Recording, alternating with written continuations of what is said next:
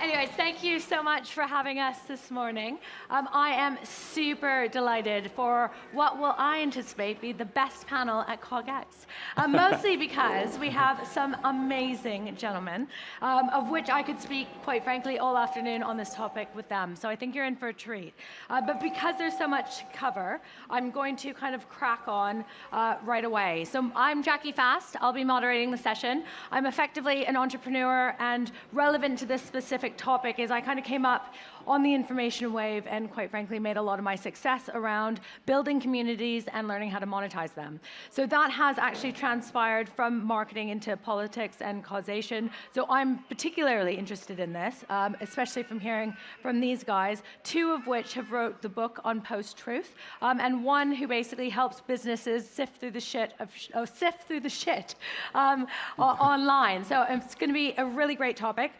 Just to make sure that everybody's on the same page, and before everybody goes mad Googling, I just wanted to kind of, I guess, give the definition of post-truth, which was the 2016 Oxford English Dictionary's word of the year. So by definition, it's stated as objective facts that are less influential in shaping public opinion than appeals to emotion and personal beliefs. So we'll get into that a lot, and I think that really rings true, mostly because we're in the thick of it, from the 350 million pounds a week that we're supposed to be saving from leaving the EU, to the Washington Post, who recently stated that since Trump has been in power, over 5,000 of his statements have been pure lies or misleading statements.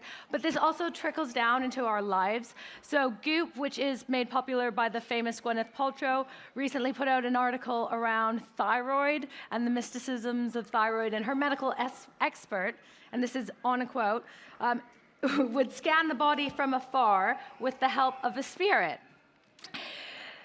So information is kind of all around us, and how we go through that, and what kind of effects that is for our future, and of course our democracy. So I'm delighted to be joined by these wonderful men. To my right is John Gray, who is the founder of Mentionmapp Analytics, which provides research and analysis that separates the fake players and false signals from today's social landscape. The thing that I quite liked about his profile is he's got a quote from Jonathan Swift saying, "Falsehood flies and truth comes limping after it."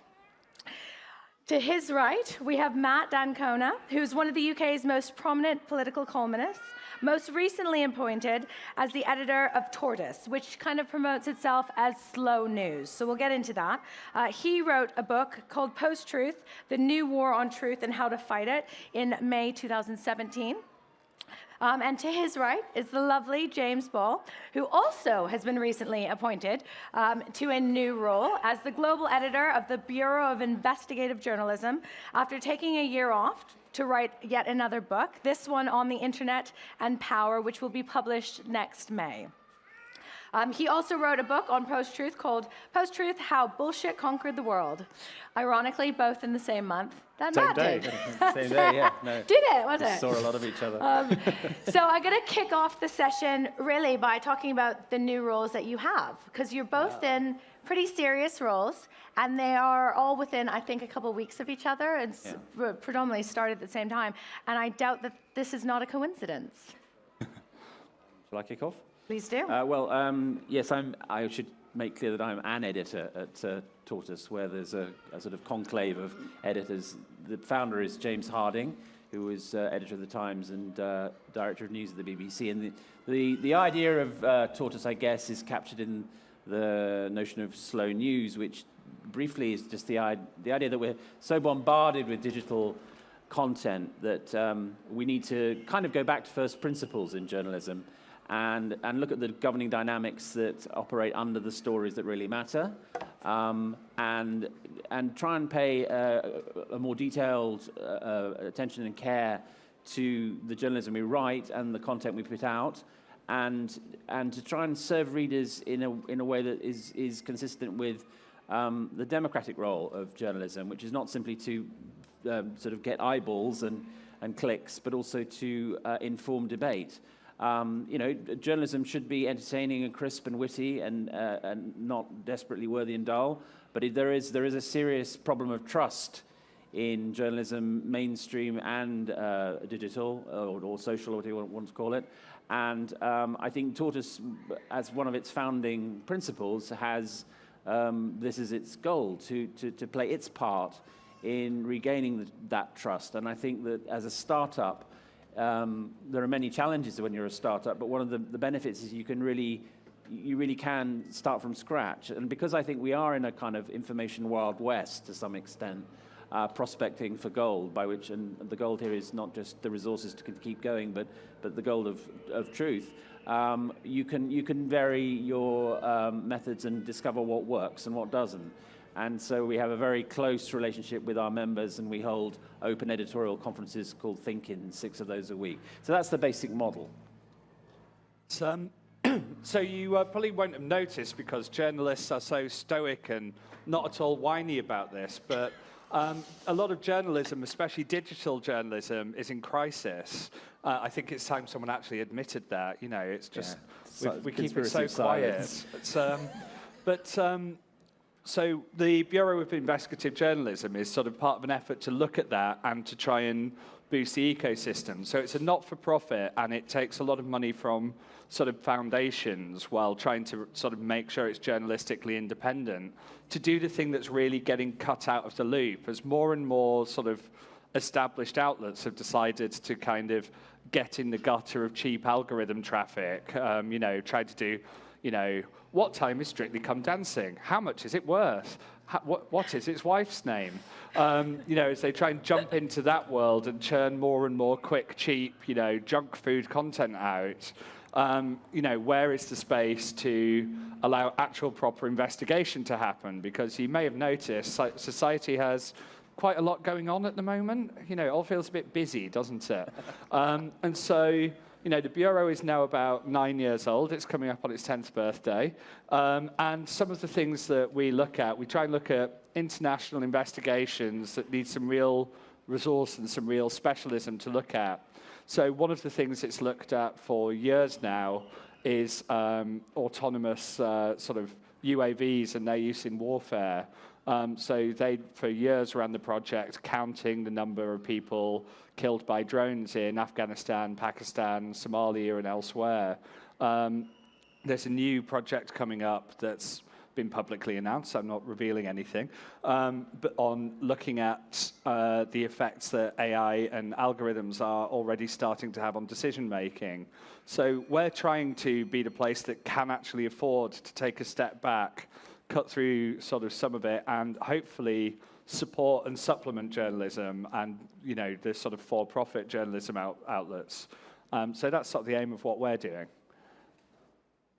All right. Well, John, coming from a business perspective, how does that work with businesses who are interested in, I guess, advertising alongside some of the stuff that they're talking about?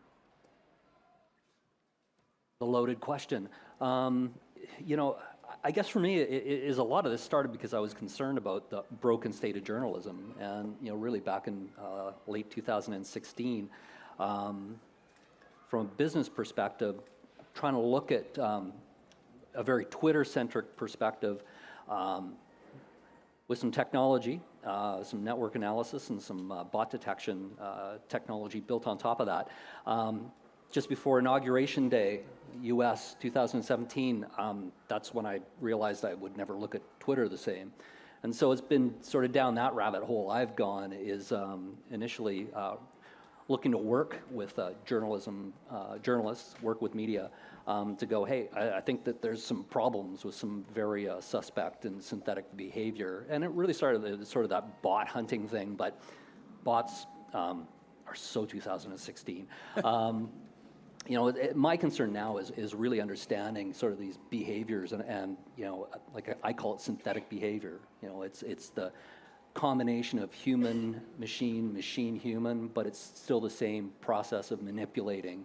And I think that's the big conversation we're working towards having here is the whole understanding of that. I think how our online ecosystem is being manipulated by some less than upstanding entities. So I think manipulation's an interesting thing, and I think you all kind of have said that. But hypothetically, what if I do want to find out what Strictly Come Dancing is worth? And hypothetically, what if those bots are serving me content that I'm interested in? How is that hurting me? I think generally we say it's not. That's an algorithmic misfire. The issue is if you're looking for, we tend to, if we're talking about manipulating opinion at scale, the two things that jump to people's mind to, not leave elephants in a room any longer are Russia and our Brexit. And so we sort of lack confidence that our new forms of media aren't vulnerable to, instead of giving us accurate information or at least, reflecting genuine opinion, have malicious actors, have fake actors. If Jenny from Basingstoke wants to tell me that we should no deal now, and she is Jenny in Basingstoke, good for her. She is fully entitled to do that. If she is one of 5,000 accounts being run out of St. Petersburg by an underpaid recent graduate, then we have a right to know that is a misrepresentation.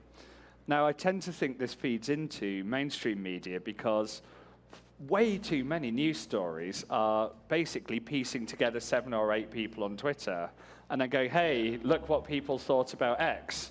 It really wouldn't matter if these accounts weren't picked up in that way because, I used to track Russian bots, not in the systemic way you did, but I did a lot of reporting on them in 2016.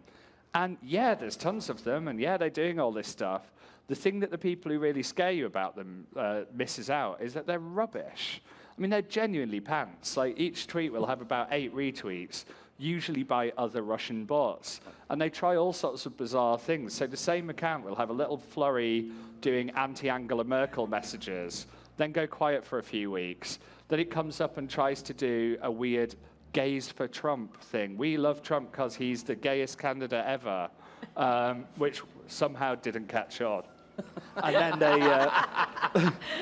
then they tried to do a bunch of really grim UK Islamophobic messages, and those worked.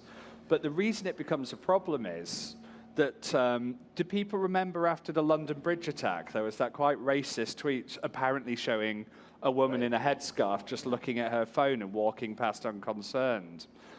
She wasn't. She was in trauma. She'd been trying to help people. That was a Russian troll tweet that got picked up as, outrageous Islamophobia in response to attack by the mainstream media. And so there's a dangerous ecosystem where the hollowing out of journalism coupled with social media manipulation is creating that storm. And so, unfortunately, it means that you can't trust either as well as you should be able to. But we shouldn't exaggerate that effect. It's, if you see a news story relying on tweets, just sort of roll your... I hopefully you weren't all originally thinking, that's a brilliant piece of journalism. Pulitzer time. Just treat it with a pinch of salt. Like, genuinely, we have a problem, but one that we can really chill out about. So I think reading between the lines, effectively, you think that the mass media are more dangerous than just general social media and the advanced bots. Oh, absolutely, yes. Do you guys agree? Yeah. Well, I think that they're symbiotic. I think that James is right. I mean, what's struck me as fascinating is the way that the deaths are reported has changed entirely. I mean, in the old days, someone would die and there'd be an account of the person's death.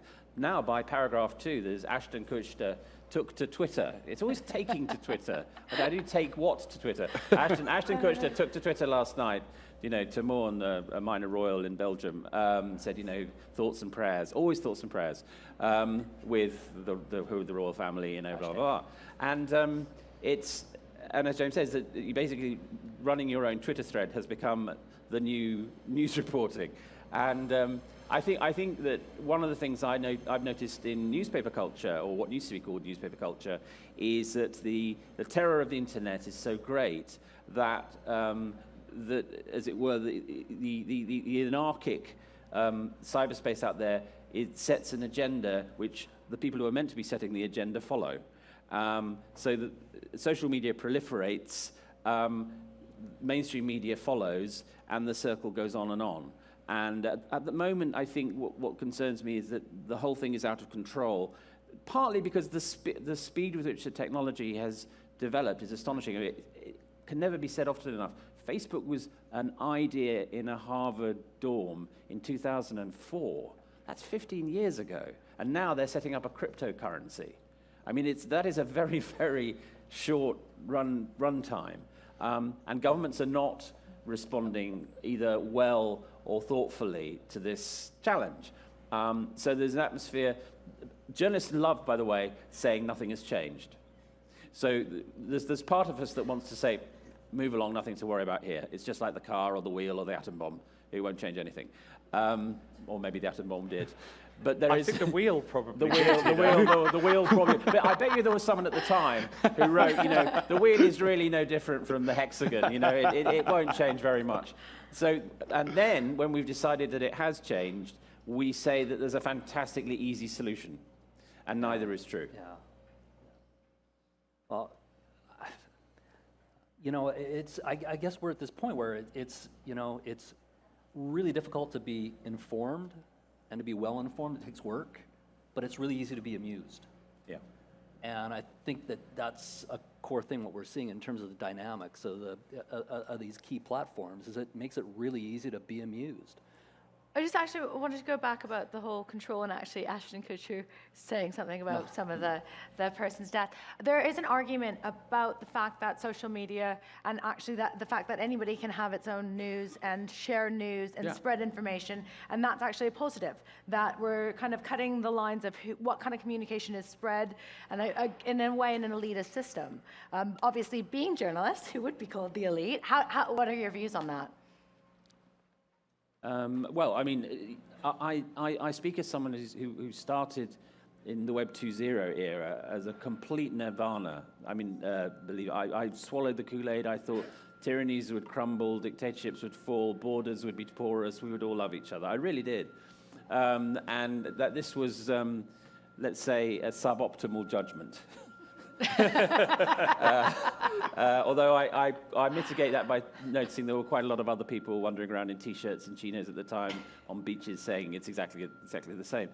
So suddenly we discovered that the technology that we have really just holds up a mirror to us. So yeah, I mean, of course, it's amazing when you see something on social media that's crowdfunding, medical care for someone, or is just allowing someone to say, as James was saying, I believe in no deal. Why not? That's terrific, but there is a downside to it, and often actually journalists who are established play a part in that, because it's journalists with huge followings who can weaponize things that aren't necessarily wholly truthful. It's I think at the risk of falling into the nothing has changed trap that Matt's laid for me, social media moves news back to kind of samizdat, from pass it on, from something you get from your friends and family. That sort of has weird effects in that we tend to trust our friends and family, unless we have very weird friends or family. And that's not necessarily brilliant. I really trust my Auntie Mary to look out for me and to cook a good meal. I'm not sure I trust her news judgment on the Middle East. But the way that trust works, we tend to over-trust anything shared by us. So it does hurt our news values. But that lets us pretend as journalists that there was this wonderful period where, because you bought a copy of The Guardian or The Spectator or The Sun, you then sagely read through the entirety of it, really enjoying that foreign story on the bottom of page 21 and going, oh, it's good to know what's going on in Nagorno-Karabakh. No one was doing that. The one thing the online stuff has shown is, ask the public what they want from journalism. They want less bias, more foreign news, much less celebrity, please. I see the viewing figures on websites. I know what you all really read. And so do you. That's a very guilty laugh. And there's nothing wrong with that. But I think the mass communication era was in some ways a lie. And The Sun in the 80s, people used to get asked for a Hey Doris moment. And that was the moment that someone in the canteen would go, hey, Doris, have you seen this story? This woman's having 6 babies and, only 3 of them are hers. I haven't really thought through the biology of that one. That's a Hey Boris moment. And but that was, that was social sharing. That was, the newspaper and the stuff. That was always how news worked. And we had a little era where journalists could kid themselves that we were the high priests. I don't think we ever particularly were. The tabloids always sold 10 times what the broadsheets do. And all that Twitter does, all that Facebook does, is it actually shows us, it's not filter bubbles. You were in a filter bubble before when you thought everyone agreed with you because the people you socialize were of your class, often of your race. You were hanging out with lots of people like you, reading one newspaper a day. Everything felt quite comfortable. We're not filtered out from each other now. We're way nearer each other. We've discovered that lots of people disagree with us, and it's making us quite angry. So I think because we're more informed, we're getting angrier, which goes against the thesis sometimes, I think. John? Outrage, doubt, those are the great commodities online, right? That's where our brains are, and that's one of our big things, like I look at, is that, we talk so much about cybersecurity, securing our networks, securing our data. We talk about privacy, but we're not talking about, it's our brains that are being hacked. We're not talking about cognitive security, and that's a big thing that I'm, working to elevate the conversation about. And, one of my big issues is that, we talk about news. How many people can differentiate these days between news and opinion? But what makes news news? So I was going to ask, how would you improve cognitive security? Well, if you don't mind me stealing the question. Let's just ask a lot of questions. Yeah. Sorry. Well, that's just it. And it's like we're up here because we don't have all the answers. We're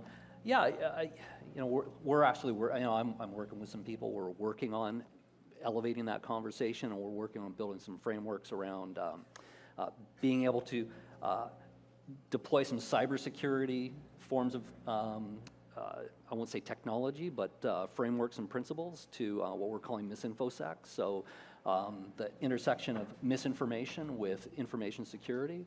So we're in the early stages of doing that. Get back to me maybe next year when we're on this stage having the conversation of where we're at talking about cognitive security. But I think I come back to it though is that one of the one of my big things is that and this is going way back to the early part of the conversation, but it's the lack of transparency. Like if we go back to the conversation about the bots, about, as you said, this person shared this, it's okay because she's real. And that's where I really have come to operate from, is that from some of the research and some of the things I've been looking at is just, the amount of non-real participation in significant conversations that aren't just about elections, it just aren't all about politics either. That's what gets me sometimes a little bit staying awake at night.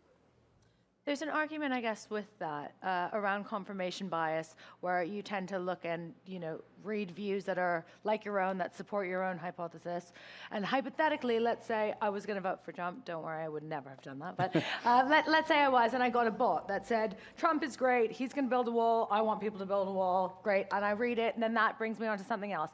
If it was a bot, or if it was a real person, I was going to vote for Trump anyways, which is why I got served that ad. Yeah. So by that argument, how is it hurting, hypothetically? So I'll turn that around. It's actually not about getting me to do something in terms of who I'm going to support and who I'm going to vote. I'm bought into that. Is one of my concerns is the flip side, is that what some of this behavior is doing in terms of behavior that I'm not going to vote. So like voter suppression, I think, is a really big issue, and I think that's a mechanic that I've got even more concern about than being manipulated to convince me to potentially vote for somebody I might not normally vote for. I'm more concerned about at scale how things like voter suppression can take place. Do you want to just expand on voter suppression, and because there's been instances yeah, I mean, if we go back to 2016.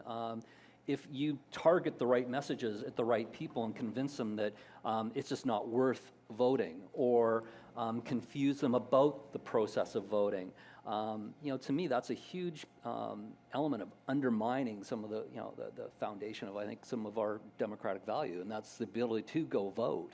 So this doesn't only happen online, does it? So Do you remember the last mayoral race where Zach Goldsmith did a very, very stupid bit of voter suppression where he targeted with print leaflets households in traditionally Sikh areas and said, Sadiq Khan will take your gold, which was a really dumb and racist attempt. But essentially, it was to get a community who would traditionally vote for a Labour candidate, and especially for a BME Labour candidate, and go, hey, this guy's not in your interest, stay home.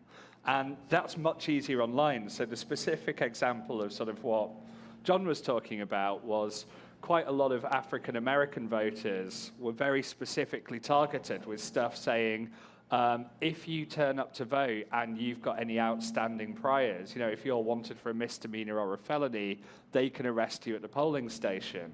They were literally trying to, in a quite overtly racist way, suppress people who were incredibly likely to vote Democrat. And that's not illegal, amazingly. And the issue with doing it in that way online is it's much easier to deny it. I don't know who put that advert. That's appalling. I would never do that. And if it can't be seen unless someone happens to post it publicly or ring a journalist with it, that sort of stuff is really dangerous. So that's sort of what we talk about. That's the specifics of it. I think there's going back to your question about what's news is really at the heart of this, which is that all the categories that we've grown up with have become fluid to the point of meaningless. So, and I think that is the sort of starting point. So, it amazes me that Facebook is still claiming to be a platform, whatever that means, and that everything it puts up is just content, whatever that means, because it may be covered by the word content, as almost anything in the world is, but what we really need to do is start to silo those into different categories. There are different things that are meant to be news, things that are meant to be announcements of a barbecue you're having on Friday, and fake videos of Nancy Pelosi, if you really want to do that. And I don't think that the fake video of Nancy Pelosi should be taken down, but it sure as hell shouldn't be advertised as news. And this is part of the problem, is that the people who are regulating our system just don't get what it is that they're regulating. I mean, government always is about 10 years behind tech. I think it's about 20 years in this case. And so some of the debates you over here in Westminster and clearly in DC and elsewhere are truly terrifying. I mean, I've been asked by a very senior MP recently what an app was. And that was a kind of one of those Debbie Downer moments, I would say. Yeah, or just look at the Senate querying Mark Zuckerberg last year. Buddy. How do you make it exactly? And I could probably say the same from my country as well. Yeah. So. I think, John, you mentioned Nancy Pelosi when we were speaking earlier, and James, you've clearly got a comment on it. Did you want to just maybe, for the people who don't know about, give a brief overview and just kind of explain where your thoughts lie? Well, what's interesting is, it was interesting to see the Mark Zuckerberg deep fake Instagram in today's headlines. So, we talk a lot about, or it is being talked about more, this notion of deep fakes and concerns around AI elevating the sophistication of hacking text, hacking voice, hacking video. But yet the Nancy Pelosi video, probably some of you in the audience could have probably put that baby together. Do people with, know what this video is? Yes. Yeah, it was basically, sorry, it was a video that was slowed down that made Nancy Pelosi Speaker, and sorry, I'm from Canada, so I'm not going to be the U.S. expert here, but I do know who Nancy Pelosi is, Speaker of the House, Democrat. So they basically slowed the video down to make it look like she was drunk. And that video was, released online, and but very popular. Yeah, but it wasn't so much the sophistication. Went kind of viral instantly. Yeah, and that's just it. But the thing is that once those images are implanted, you're not going to rewind it, no matter how we fact check it. No matter whether we take it down or at least flag it and say this is kind of bullshit. But there used to be a program in the UK called Not the 9 O'Clock News, which is long ago, right? Now, they would do stuff like that all the time.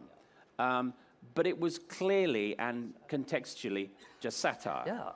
And that's fine, and one would never want to see that sort of taken out of the public space. The danger is, as you imply, is that it goes into vectors where it's not clear what it is. There's no I context. mean, There's no really the root of the problem is there isn't a good answer. And this is because we've let Facebook become bigger than any country in the world. Yeah. Facebook has 2 billion active users, 1 billion active every day. It is bigger than any country. It spans the globe. It has this huge control over the global information ecosystem. And nowhere should have that much control, especially when it's utterly unaccountable, because what we're doing is putting Sheryl Sandberg and Mark Zuckerberg in charge of really everything. The media access and the information access of more than 100 countries across the planet. And so they are aware that this is utterly ridiculous and they shouldn't have this power. They're also aware that they do have this power, and they're terrified of alerting people to how dangerous it is. So by their own policies, this video should go down. But they're terrified of Republican lawmakers. And so essentially, because they know Fox News, Trump, etc. will kick off if they delete it, they're left stuck not following their own policy. And it's scary enough they have a policy going take down what they class as misinformation. And then they end up doing an absolutely weak-ass, milquetoast response of going, the authenticity of this video is disputed by the following independent fact. Like, if you must keep the wretched thing on your wretched platform, this video is fake. It's a joke. Like, that is not a hard... Well, it wasn't a joke. It was made to fool people. It's a fraud, yeah. It is but this video is fake. That is not a statement of opinion. That is not a statement of bias. It is not. You do not need a effing multi-billion-dollar intellect to come up with a 4-word sentence, 1 syllable per word. And, part of Facebook's problem is they're run by lame-ass idiots who are scared of their own shadows. But James, look at this is off the record. Just in case we didn't know where James stood on this call. to be clear though, particular is that, topic. but we can't Screw let, it, that we is can't- true. Yeah, but we can't. With that said, though, is we can't let YouTube off the hook. We can't let Google off the hook. We can't let Twitter off the hook. We can't let LinkedIn. We can. Every platform where there's engagement metrics to be gamed. I see some of the social engineering people that are going on LinkedIn. Hello. And nobody talks about LinkedIn in this conversation. It's because journalists aren't on it. We don't really, honestly, we're there that, you go. we're that and so the amount of vainglorious. baiting that goes on for journalists on Twitter. But so based on that, do you think it's the platform's responsibility, or do you think, I know, Matt, I think you think some of it's up to the individual to do their own fact-checking as well? To some extent. I mean, I wouldn't want to exaggerate this, but I do think that it's, if you look at the way education works at the moment, briefly, in this country, to take this country, a lot of kids are taught online safety, fantastic. A lot of unfortunate middle-class kids are forced to learn coding they will never use. Okay, fine. 1% of the day. It's a sort of middle-class positional good, like the skiing holiday. He's doing tuition on a Saturday morning. Coding, very good. Yep. But what they very, very good. What they should really be taught is digital literacy, which is that they should be taught there's this white box on the screens that they go dive into, and none of them are being taught how to use what they find. So what do you do if you're sent home to do a history essay on the Holocaust, and the algorithm delivers a bunch of holocaust sites, and you're 12? Now, you might be in a situation where someone in the house says, watch out for that. But what if you're not? I mean, there is a really strong case for a combination of kite marking, but also of being taught how to understand which sites are good and which aren't. Now, this is as James says, there is no answer. There is no perfect answer. There's no platonic ideal. But at the moment, there's next to nothing. One of the things I fed in the system was, let's put a 10-pence tax on every single device, phone, tablet in this country, and hypothecate it to be spent on teaching digital literacy. And it succeeded like a lead balloon. It went absolutely nowhere. No one wanted to do it. But I think until people are able to, I think there are regulatory things. I think there are huge questions about the tech companies' responsibilities and their global power. But I also think there is a citizen function in this as well. Can I put a quick caveat onto that? Because I completely agree. I mean, I would teach critical thinking rather than digital literacy, because even more general. But the best study that we have so far of this is a US study, looked at people spreading false information over a period of about 7 months. And it found that for every one false story a 16 to 24-year-old would share over that period, an average over 65-year-old would share 7. Like the kids, the Gen Z, even sort of younger millennials who've grown up with the internet, they're actually quite good at it by now. Teenagers always believe nonsense, but as they get out the other side of it, they're not that bad online. Your danger is your dad and your grandma. Like, it's not really your kid. And like trying to find a way to teach digital literacy to an audience of over 65s without sounding like an absolute condescending child is a nightmare. You know, not going, so mommy, this is a mouse, and then you know, like, treating people as like intelligent adults who just haven't grown up in that environment. No one really seems to be trying to do that because it's a lot harder than just going, oh, we should teach kids more. So take a look at the numbers of what the Trump campaign spending on Facebook ads on the over 65 demographic and say no more. Yeah. Just by that then, would you potentially say that, you know, in 5 to 10 years we won't be having this conversation because all the Gen Zers are internet literate? I think maybe 20 to 30 years. But yeah, I think some of these will fix themselves. Not all of it. I'm more pessimistic in the sense that I think unless we actually do take, to coin a phrase, active measures, there won't be the discernment that I'm very old-fashioned about this. I'm a liberal humanist, and I believe in stuff like books and, you know, you remember books? They were so popular.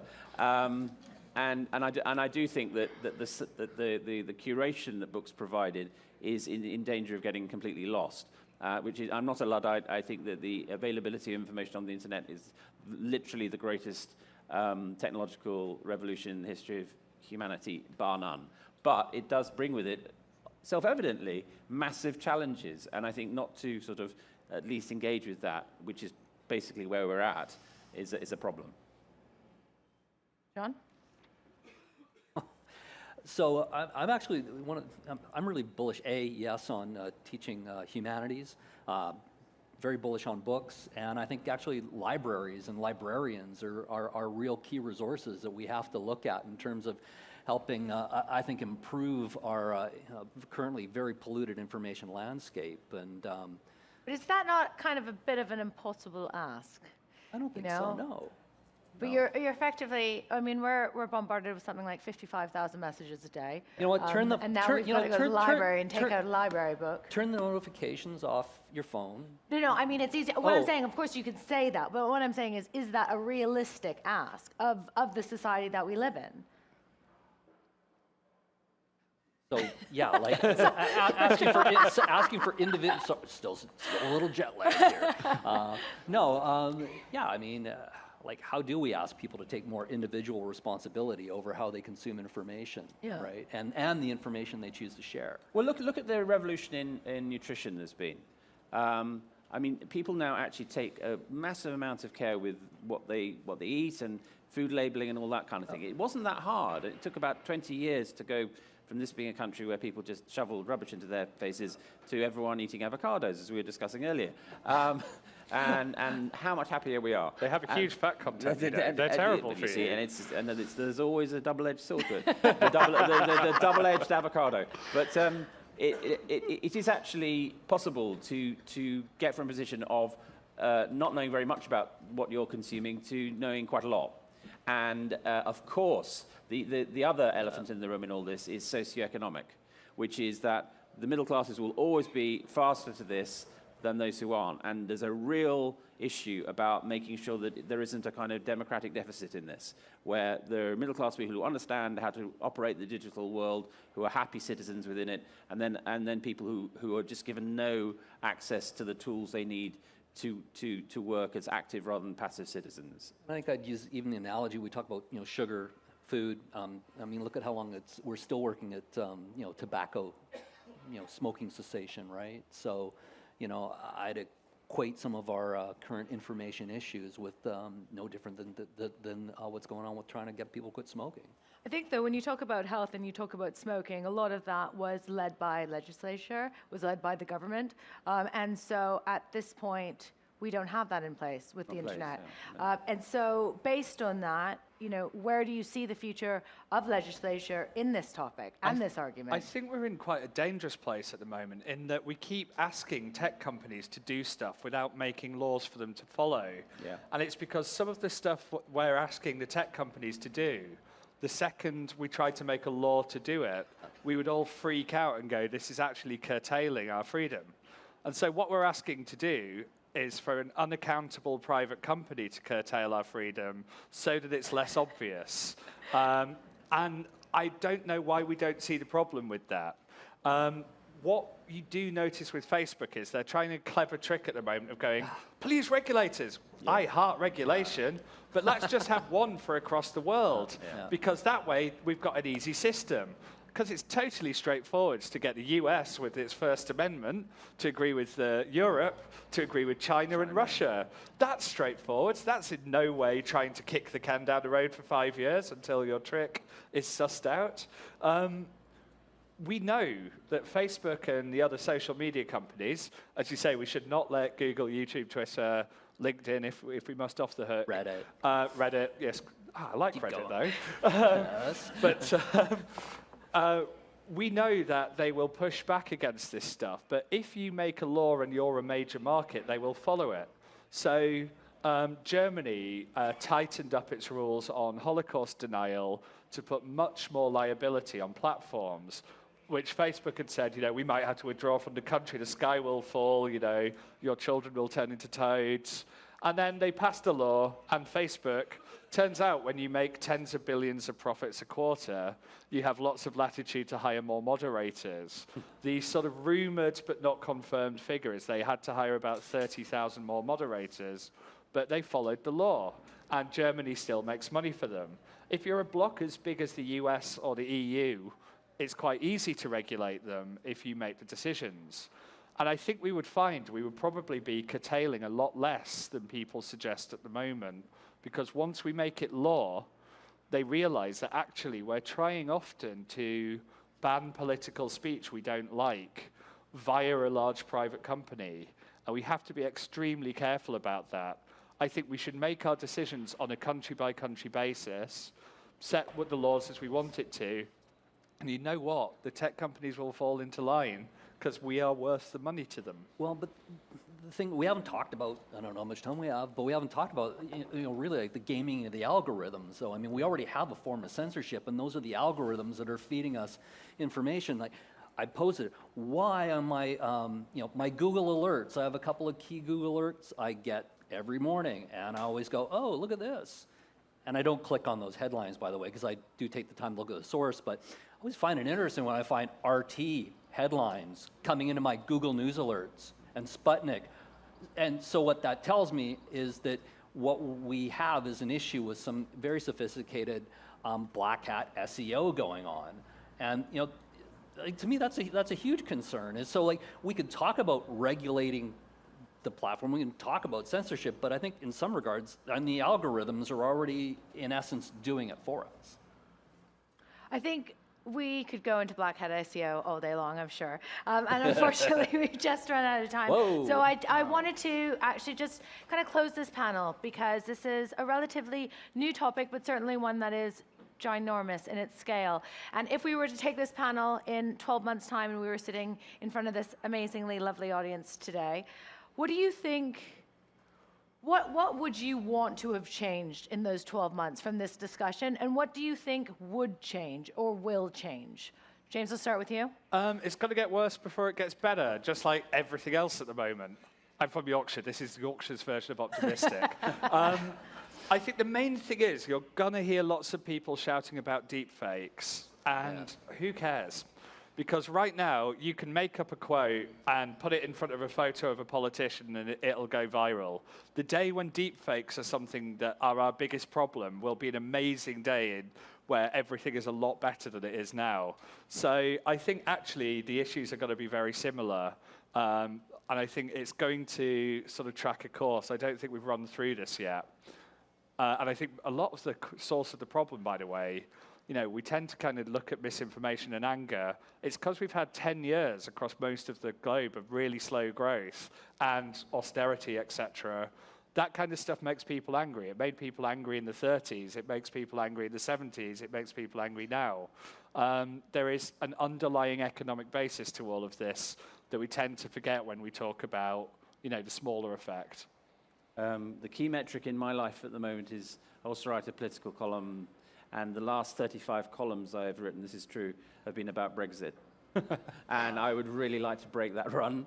So if you ask me from like a year from now, that would be my main thing. And the reason I mention that is that when that run is broken and continues to be broken, there will be bandwidth in the system for the political class, the elites, to use a dangerous word, to start thinking about this and other problems seriously.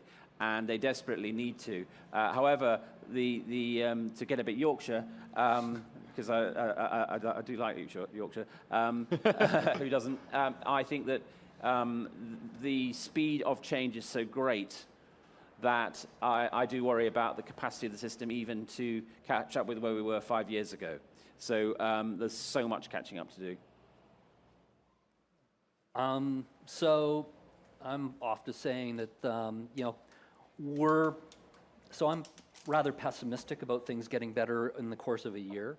I'm optimistic because we're sitting here having this conversation. This conversation wouldn't have happened a year ago, so this is definitely an improvement.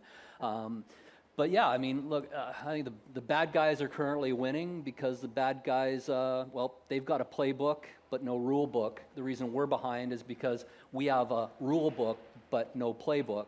I'm encouraged with some of the people I'm working with in terms of some of the work we're doing to help, build some frameworks and to build some important information sharing strategies. But yeah, I'm not, like I said, we've got to narrow the gap between how the bad guys are operating and what we're ultimately seeing. And that's, for me, one of the big issues is that we're reacting. The problem's already happened. We're seeing the problem. We're reacting to it. We've got to start doing some things to, shall we say, get back to understand how the bad guys are operating. Excellent. Well, we are going to answer questions separately, but hopefully we'll see you in 12 months' time and we'll find out if any of these predictions have come true. Thanks so much for joining us.